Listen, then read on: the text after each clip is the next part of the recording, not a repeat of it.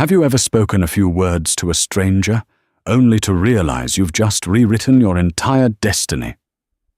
She was just trying to comfort a terrified little boy in a crowded museum. She didn't know the tall, silent man watching from the shadows ran the city's deadliest syndicate. The Field Museum in Chicago was a cavern of echoes on a Saturday afternoon. Tourists swarmed beneath the towering skeletal remains of Sue the T-Rex, a chaotic symphony of overlapping conversations, crying infants, and the harsh flash of cameras. Emerson Hastings, a 28-year-old linguistic archivist, was only there to escape the suffocating silence of her Logan Square apartment. She needed the noise. But amidst the dull roar of the crowd, a specific, sharp sound cut through the air, the frantic, breathless sobbing of a child in absolute terror. Emerson paused, her fingers tightening around the strap of her canvas tote. She scanned the sea of legs and strollers until she spotted him. Tucked against the cold marble base of an exhibit, a little boy, no older than 5, was curled into a tight ball. He wore a meticulously tailored miniature tweed coat that looked far too expensive for a casual weekend outing, his dark hair falling over eyes wide with panic. People walked past him, casting brief, sympathetic glances, assuming a parent was merely steps away. Emerson waited for 30 seconds. No one came. She approached slowly, crouching down to his eye level so she wouldn't tower over him. "Hey there, sweetie," she said, her voice soft and measured. "Are you lost? Where's your mum or dad?" The boy flinched, burying his face in his knees. He didn't speak, but between his ragged gasps, Emerson heard him whisper a jagged, desperate string of words. "Dovse! Papa! Dovse!" Emerson's heart gave a slight, painful tug. Italian. But it wasn't just standard, textbook Italian. The cadence, the flattened vowels. It was a heavy southern dialect. It was the rough, salt-kissed tongue of Sicily, a language she had spent 5 years absorbing while living with a host family in the sun-baked hills of Corleone. Without thinking, Emerson shifted her posture, settling onto the hard marble floor beside him. She didn't touch him. She knew better than to grab a frightened child. Instead, she lowered her voice to a gentle, rhythmic murmur, switching languages effortlessly. "Tranquillo, piccolo mio." "Non sei solo," she whispered. "Calm down, my little one. You are not alone." The boy's head snapped up. His tear-streaked face stared at her, his dark, impossibly deep brown eyes searching hers for a trap. "Mi sono perso," he whimpered, his lower lip trembling. "I'm lost." "Lo so," Emerson replied smoothly, "but we will find them.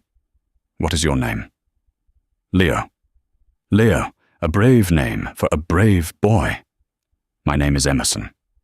She smiled, a warm, genuine expression. To keep him anchored, to pull him back from the edge of a full-blown panic attack, Emerson began to hum. It was a reflex, a memory pulled from the sunlit kitchens of her youth. She began to sing a specific, regional lullaby, one rarely heard outside the insular villages of Palermo. "Ninna nanna, ninna o, questo bimbo a chi lo do." As the ancient, comforting melody washed over him, Leo's shoulders dropped. He exhaled a shuddering breath and took a tentative step forward, burying his face into the shoulder of Emerson's oversized wool sweater. She wrapped her arms around him, swaying slightly, continuing the song. She was so focused on calming the child that she didn't notice the sudden, terrifying shift in the atmosphere of the grand hall. The crowd didn't just part, it splintered. A wave of nervous silence rippled through the immediate vicinity as 5 men in impeccably tailored dark suits strode into the exhibit area. They didn't look like security. They moved with the synchronized, predatory grace of wolves circling a perimeter. At the center of them was a man who seemed to suck the oxygen straight out of the massive room. Gabriel Conti was 34 years old, standing 6'3", with a jawline carved from granite and eyes the color of a winter storm. He was the undisputed head of the Conti syndicate, a shadow empire that controlled everything from Chicago's port unions to its most exclusive real estate. 2 months ago, his older brother had been gunned down in a brutal ambush. Since then, Gabriel had taken in his orphaned nephew, Leo, guarding him with a terrifying, suffocating paranoia. Gabriel's heart had been pounding against his ribs like a hammer since his security detail lost sight of Leo near the Ancient Americas exhibit. He was ready to burn the museum to the foundation. But as he rounded the corner, his wrath evaporated into pure, paralyzing shock. Gabriel froze. His heavy, custom-made Oxford shoes halted on the marble. His security detail, led by his ruthless second-in-command, Vincent, stopped abruptly behind him, their hands instinctively hovering near the concealed weapons beneath their jackets. Gabriel stared at the scene unfolding by the dinosaur exhibit. His nephew, a boy who hadn't spoken more than 3 words to anyone since his father's murder, was clinging to a stranger. And the stranger was singing. Gabriel's breath hitched in his throat. The words drifting through the cavernous hall hit him like a physical blow to the chest. It was the exact dialect, the exact inflection. It was the lullaby his own mother used to sing to him and his brother in the dark, sweltering summers of their youth in Sicily. A song deeply guarded by the locals, almost never taught to outsiders. Emerson looked up, feeling the sudden, oppressive weight of their stares. She caught sight of Gabriel. The raw, unfiltered intensity in his eyes made her blood run cold. There was danger radiating from him, a dark, magnetic pull that warned her every survival instinct to run. Gabriel stepped forward, closing the distance in 3 long strides. Leo turned, saw him, and launched himself forward. "Zio, Gabe!" he cried, burying his face into Gabriel's expensive cashmere coat. Gabriel hoisted the boy into his arms, his large, scarred hand firmly pressing against the back of Leo's head. He didn't look at the boy, though. His storm-grey eyes were locked dead onto Emerson. Emerson stood up, brushing off her jeans, her heart hammering against her ribs. "He was wandering near the stairs," she said, reverting to English, her voice surprisingly steady despite the intimidation radiating from the men surrounding her. "He was panicked. I wanted to keep him calm until security arrived." Gabriel didn't say thank you.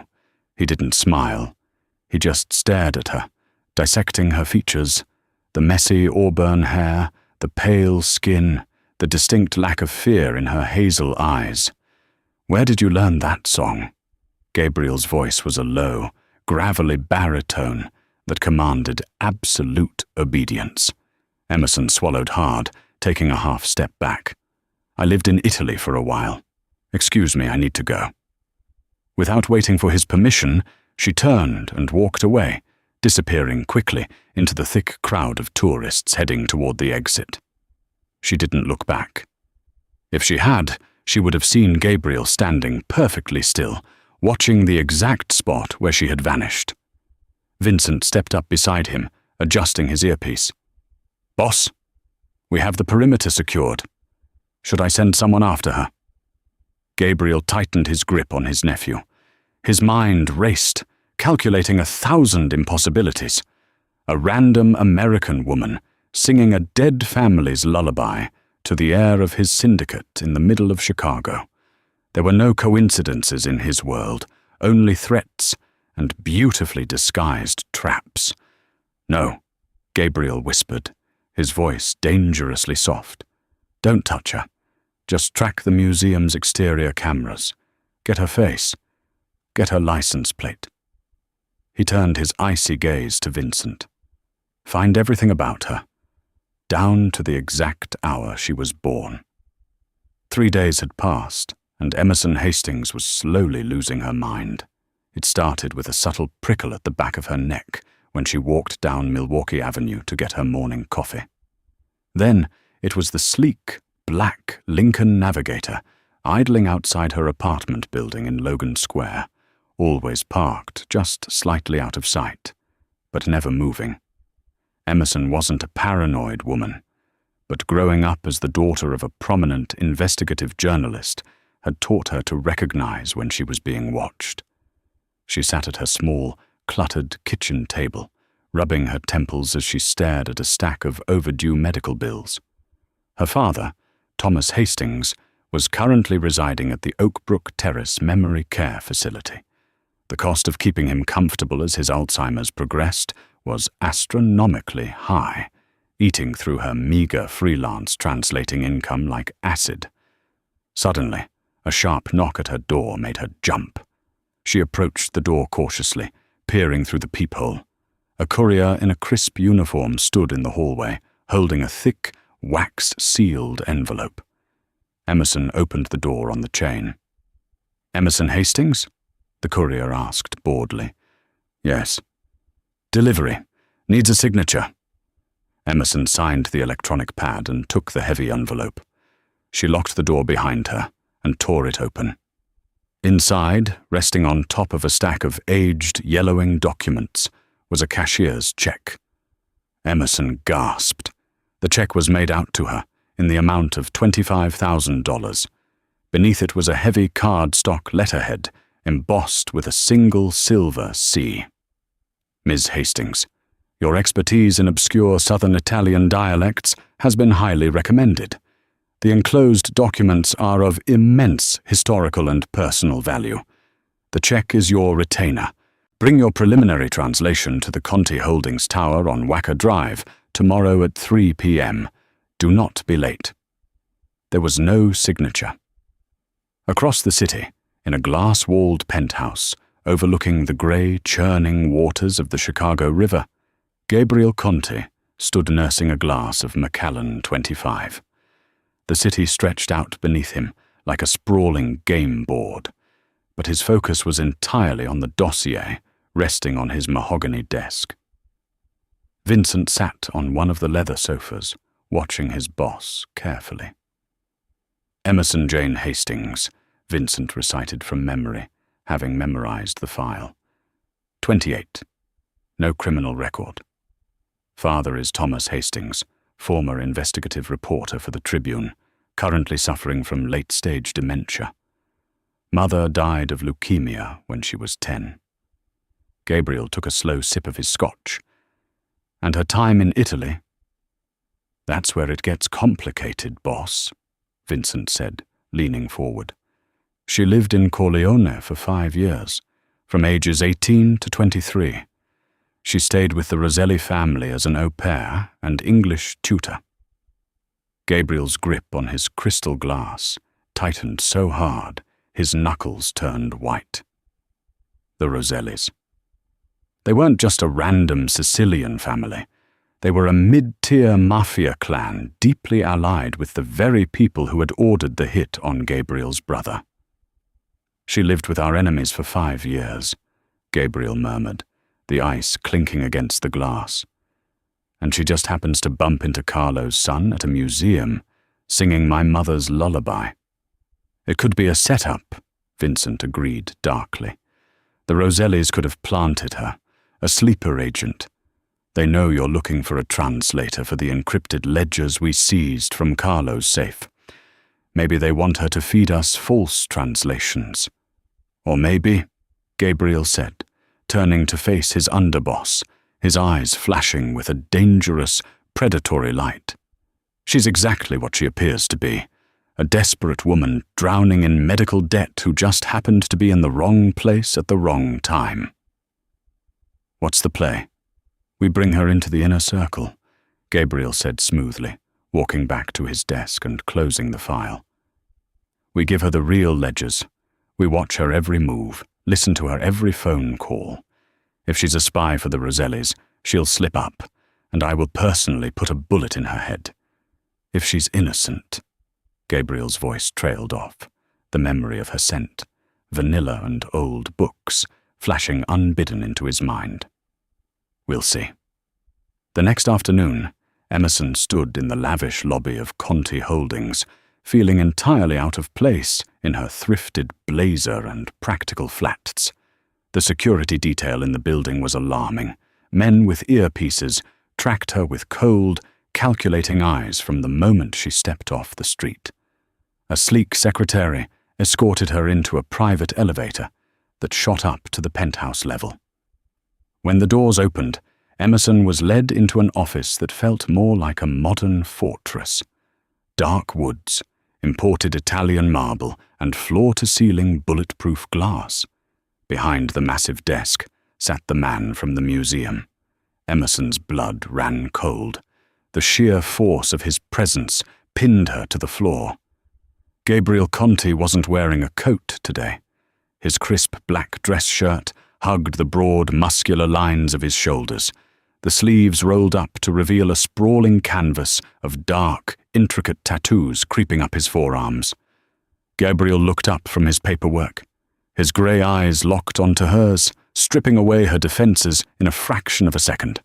"Ms. Hastings," he said, his voice a smooth, dangerous rumble.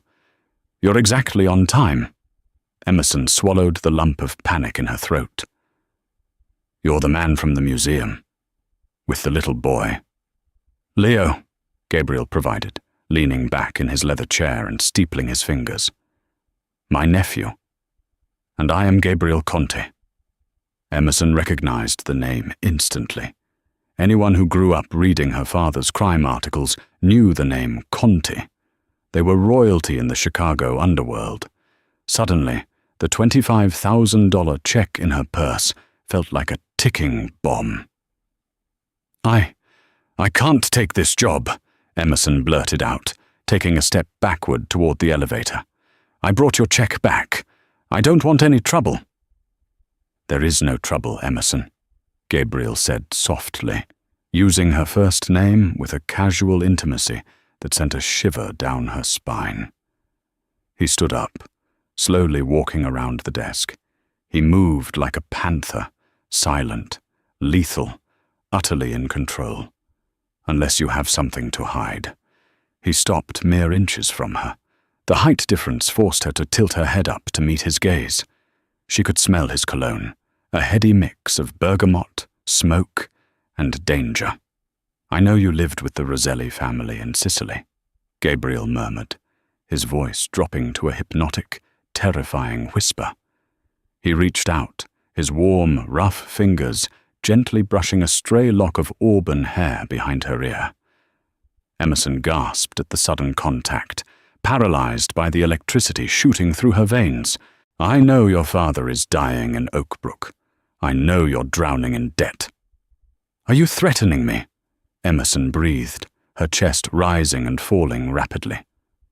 "I'm offering you a lifeline," Gabriel corrected, his eyes dropping briefly to her lips before snapping back to her eyes.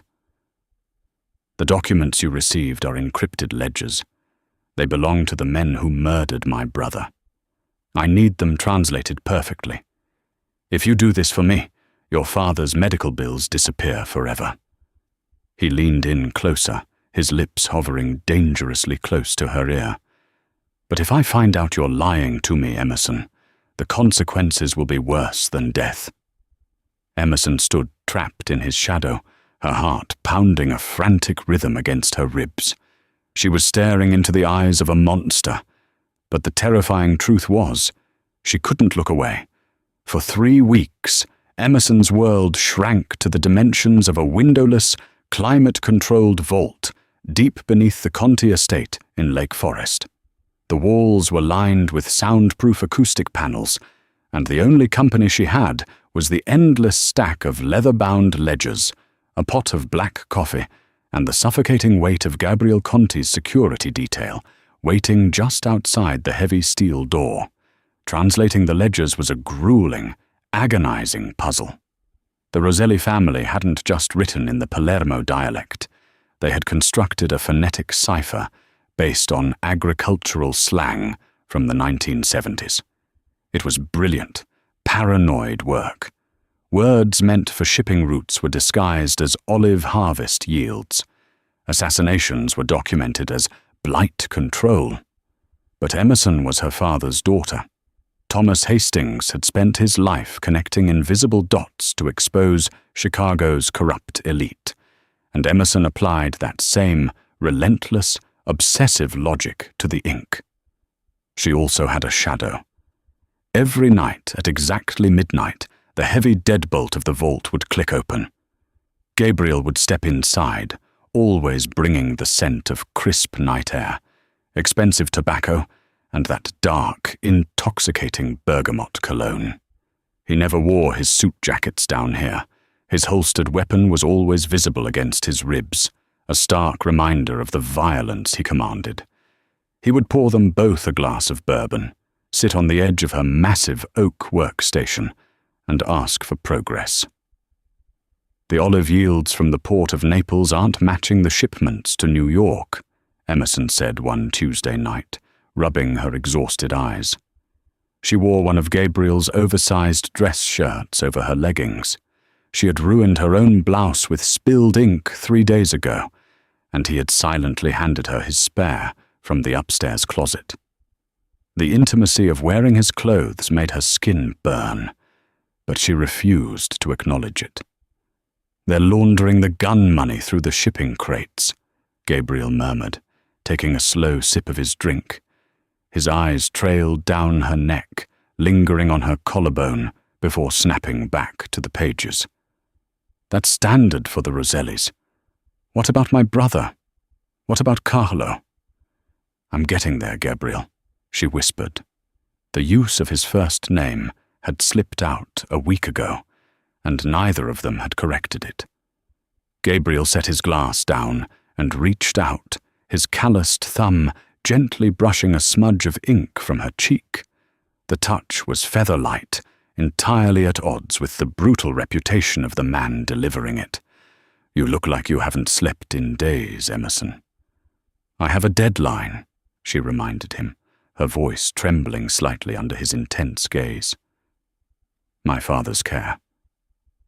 "Is already handled," Gabriel interrupted smoothly. "Oakbrook Terrace has been paid for the next 10 years. He was moved to the premium suite overlooking the gardens yesterday. He has around-the-clock private nursing." Emerson stared at him, her heart slamming against her ribs. You did that?" "I protect what is mine," Gabriel stated simply, the absolute authority in his voice leaving no room for argument. "And right now, your mind belongs to me." He didn't just mean her mind, and they both knew it. The tension simmering between them was a physical, volatile thing, ready to ignite at the slightest spark. But the spark didn't come from a touch. It came from a terrifying realization buried in the ink. The next afternoon, while Gabriel was downtown dealing with the port unions, Emerson finally cracked the code surrounding the date of Carlo Conti's murder. She was translating a section disguised as a massive transaction for fertilizer. The amounts were staggering, millions of dollars. But as she cross-referenced the dialectic slang, her blood ran cold. The phrase used wasn't il consime, fertilizer. The cipher used the word uvidano, the peasant, the insider. Emerson frantically flipped back through her notes. The payment for the hit on Carlo didn't originate from Sicily. The Rosellis hadn't ordered the strike. They had merely recorded it because they had profited from the power vacuum.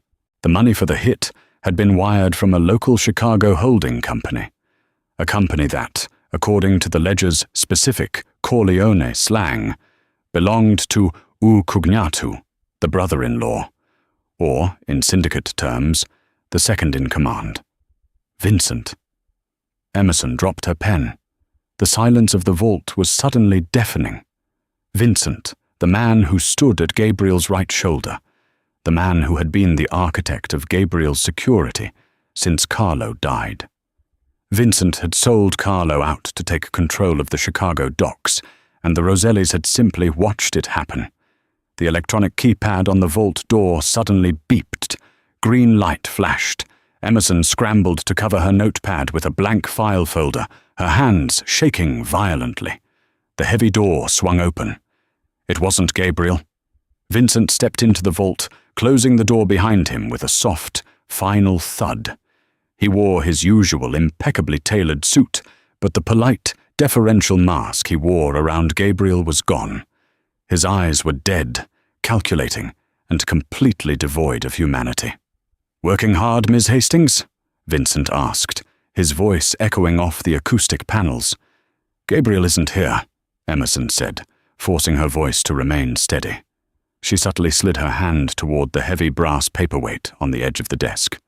"I know," Vincent smiled, a thin reptilian stretching of his lips. "He's at the docks, investigating a shipment anomaly I fabricated this morning, which gives us about 20 minutes to have a private conversation."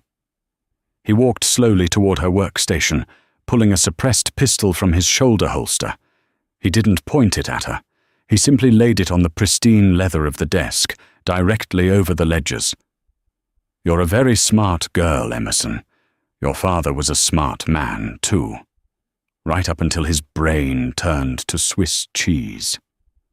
Vincent tapped the barrel of the gun. "I read your father's old articles. He was getting close to my dock operations 5 years ago. I was the one who arranged for his car brakes to fail on Lakeshore Drive. Shame he survived with merely a concussion that accelerated his dementia." Emerson felt the air vanish from her lungs. You did that?" "Business," Vincent shrugged. Just like Carlo was business. He was too soft. He wanted to legitimize the syndicate. But Gabriel is a rabid dog. He's too loyal. I thought bringing him in as boss would make him my puppet. Instead, he locked down the city and started hunting. Vincent leaned over the desk, his breath smelling of bitter mint. "I know what you found in those ledgers, Emerson. You're going to type up a final translation. You're going to definitively state that the Roselli family ordered the hit on Carlo. Gabriel will declare all-out war on the Sicilians. They'll slaughter each other, and I'll sweep up the ashes." "Gabriel will have my translation verified." Emerson defied him, her chin lifting. "No, he won't. Because after you hand him the translation, you are going to pack your bags, take the remaining cash, and vanish to Europe. If you utter a single syllable of the truth to Gabriel, I have a man standing inside the Oakbrook Terrace facility right now. He's looking at your father. One phone call, and Thomas Hastings gets a lethal injection of potassium chloride. Heart attack. Painless, but final." Vincent picked up the gun and slid it back into his holster. "You have until midnight, Emerson. Make the right choice." The storm raged over the estate as Gabriel's SUV cut through the darkness, lightning flashing across the mansion's stone facade. The moment he stepped out into the rain, unease gripped him. The incident at the docks had been too clean, too empty. It was a distraction. Inside, he moved fast. When security told him Emerson had been moved to the library with Vincent, his instincts sharpened into alarm. He took the stairs 2 at a time, already reaching for his weapon. The library doors slammed open. Emerson sat at the table, pale and tense, clutching a folder. Vincent stood calmly nearby, as if nothing were wrong. Gabriel ignored him, focusing only on Emerson. One look told him everything. She was afraid, but not of him. "Is it done?" he asked quietly. Emerson hesitated, staring at the folder. It held a lie that could save her father's life. But as she looked at Gabriel, at the grief he carried, and the trust in his eyes, she made her choice. She stood, walked past Vincent, and handed the file to Gabriel. "Vincent killed your brother," she said firmly. "The Rosellis only cleaned the money." Silence fell. Vincent's expression hardened, his hand moving toward his jacket. Gabriel reacted instantly, pulling Emerson behind him and drawing his weapon. Gunfire exploded through the room. Vincent fired first, grazing Gabriel's arm. But Gabriel didn't hesitate. 3 precise shots ended it. Vincent collapsed, lifeless, as security rushed in. "Stand down," Gabriel ordered coldly. He was a traitor. When the room cleared, he turned to Emerson. She was shaking, overwhelmed.